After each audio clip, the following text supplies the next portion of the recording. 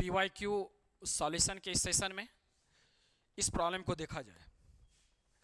ये 2024 लेटेस्ट है, जे का लेटेस्ट प्रॉब्लम पूछा हुआ है और मुझे लगता है थोड़ा ये ज़्यादा इंटरेस्टिंग है।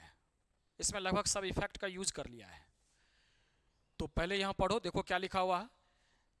The ascending order of acidity of OH group in the following compound is. Ascending order में एसिडिटी इसमें बताना है। इसमें भी सारा फिनॉल है। अगर आप ध्यान देंगे तो हमारा क्या है, ये भी आपको फिनॉल है। अब ध्यान से देखो, ये भी फिनॉल है, ये भी फिनॉल है, ये भी फिनॉल है, ये भी फिनॉल है, और ये क्या है, एलिफेटिक है। BuOH लिखा हुआ, इसका मतलब क्या हुआ, ब्यूटेन है, ब्यूटाइल अल्कोहल, इसे आप पढ़ सकते हैं। ऐसा है, देखो CH3 यहाँ पे CH2 और CH2 और CH2OH, ब्यूटाइल अल्कोहल, ऐसे ब्यूटनल। इसका आईपीएक नेम क्या हुआ, 1 2 3 4 ब्यूटेन 1 ऑल। तो ये हमारा एलिफेटिक है, और ये सारे जितना भी देख रहे हो ऑप्शन में, वो सारा क्या है, बोलो, एरोमेटिक है। तो सबसे बड़ा प्रॉब्लम तो इसमें ये है, ये सारे एरोमेटिक और एलिफेटिक, मुझे ये डिस्टिंग्विश करना पड़ेगा, आइडेंटिफाई करना पड़ेगा, जो दोनों में एसिडिक नेचर किसका ज़्यादा होता है। तो क्लियर कट, पहले तो समझ में आ गया भाई कैसे इस प्रॉब्लम को डील करेंगे। तो कोई भी, मान लीजिए फिनॉल का मैं बात करता हूँ और कोई भी एलिफेटिक का बात करता हूँ, तो फिनॉल ऐसा होता है, यहाँ पे OH होता है, यहाँ लॉन पेयर ऑफ इलेक्ट्रॉन है। तो निश्चित रूप से ये बेंजीन, इसका यदि इस कार्बन का हाइब्रिडेशन देखोगे तो ये sp2 हाइब्रिडेशन होता है।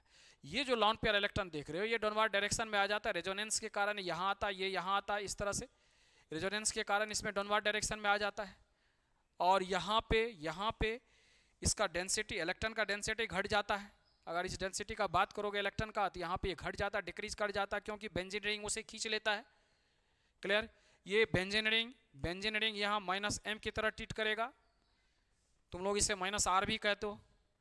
क्लियर, तो यहाँ पे अगर हम लोग देखें और कोई भी मान लीजिए यहाँ पे CH3 या CH2OH का बात करें, तो ये क्या है, एलिफेटिक है, ये क्या, एरोमेटिक है। तो ये जो ग्रुप है ये देने का काम करता है, और यहाँ इलेक्ट्रॉन का डेंसिटी बढ़ाता है ऑक्सीजन पे। अगर इलेक्ट्रॉन का डेंसिटी बढ़ेगा तो निश्चित रूप से क्या होगा, हाइड्रोजन को खींचेगा, इसका बॉन्ड लेंथ कम होगा, याद करो।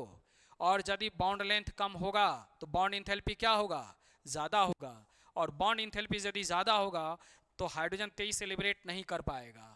जबकि इसके रिस्पेक्ट में यहाँ यदि देखो तो यहाँ लॉन पेयर इलेक्ट्रॉन कहाँ, बेंजीन में आ रहा है, इसीलिए H जो है यहाँ इलेक्ट्रॉन का डेंसिटी घटेगा। जो H का बात करोगे रिलेटिवली थोड़ा सा बढ़ जाएगा बॉन्ड लेंथ, और बॉन्ड लेंथ यदि बढ़ जाएगा तो बॉन्ड इंथैल्पी क्या होगा, कम होगा, काफ़ी आसानी से टूट जाएगा। क्लियर, और इसीलिए एसिडिक नेचर ये ज़्यादा होता है, ये एसिडिक नेचर कम होता है। क्लियर, इसे दूसरे मीनिंग में भी हम लोग सोच सकते हैं। इसका एक कंसेप्ट और है, हम लोग कंजुगेट बेस का स्टेबिलिटी देखते हैं, बट अभी उस पर जाने का ज़रूरत नहीं, तुमको आसानी से प्रॉब्लम डील हो जाएगा। तो पहले बाइफर्केट कर लिए, जो एक्चुअली ये जितना भी एरोमेटिक कंपाउंड था, ये जो एरोमेटिक कंपाउंड है, ये इसमें ए जो है सबसे कम एसिडिक होगा। तो ऑर्डर पूछा जा रहा है, तो यहाँ देखो A, और A यहाँ भी है, C ऑप्शन में भी है। अब इसमें मैक्सिमम खोजा जाए तो मैं देख रहा हूँ क्या, E ऑप्शन में थोड़ा सा देखो, यहाँ जो बेंजीन का रिंग है, इस रिंग में इस तरह से जो यहाँ पे OH जुटा हुआ है, और फिर इसमें नाइट्रो यहाँ भी है अर्थो पोजिशन पे, और एक लगा हुआ है कहाँ, पैरा पोजिशन पे। तो दो जगह ये -I और -M काम करेगा, यहाँ भी -I और क्या, -M काम करेगा, -I और -M खींचने का काम करेगा। क्लियर ना। तो अगर हम लोग यहाँ पे बात करें तो दो यहाँ पे -I -M का इफेक्ट है। लॉन पेयर इलेक्ट्रॉन यहाँ है तो खींच लेगा, बहुत तेजी से खींचेगा। लेकिन यहाँ एक बात और होता है, याद होगा क्या, यहाँ आपको इंट्रामॉलिक्यूलर हाइड्रोजन बॉन्ड का भी फॉर्मेशन करता है। तो ठीक है, मानते हैं थोड़ा सा इंट्रामॉलिक्यूलर हाइड्रोजन बॉन्डिंग हुआ, लेकिन ये काम तो करेगा हमारा। तो -I -M, इसमें -I -M, तो निश्चित रूप से सबसे ज़्यादा होगा। क्यों, अगर यहाँ बात करें तो इसमें सिर्फ एक ही इफेक्ट यहाँ खींचने वाला है, और फिर मैं यदि इसमें बात करूं तो OH के साथ देखो इसमें तो कोई इफेक्ट ही नहीं है, इसमें ये देने वाला ग्रुप है। कहने का मतलब अगर हम बात करें ऑप्शन नंबर सी का, तो सी में तुम थोड़ा सा देखो यहाँ पे जो OH लगा हुआ, ये जो तुम्हारा OCH3 है, ये क्या है, ये प्लस आई और प्लस एम है, प्लस आई और प्लस एम इफेक्ट है। तो ये देने का काम करता है, और देने का काम करता है तो मेसोमेरिक डोमिनेंट होता है, बताए थे। यहाँ इलेक्ट्रॉन पहुंचाएगा, इलेक्ट्रॉन का डेंसिटी बढ़ जाएगा ऑक्सीजन पे, और फिर तेजी से लिबरेट कर ही नहीं पाएगा। तो ये तो निश्चित रूप से ये इसमें सबसे कम हो जाएगा। क्लियर?